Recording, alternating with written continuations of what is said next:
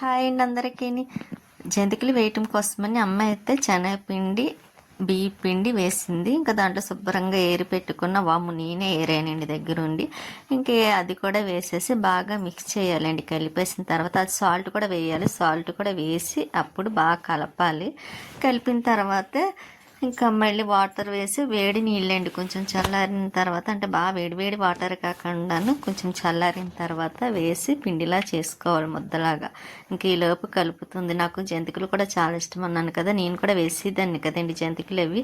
అందులో ఇప్పుడు నా చేతి వేలు ఒకటి సరిగ్గా పని చేయటం లేదు కదా, అందుకైతే మాత్రం వేసుకుంటలేదు. ఇంకా నాకైతే నీకు ఏం కావాలో తినాలని ఉంటే చెప్పు, నేను చేస్తాను, అంతేకా నువ్వు స్టవ్ దగ్గర ఉండొద్దు, చేసుకోవద్దు అని అమ్మ చెప్తూ ఉంటుంది.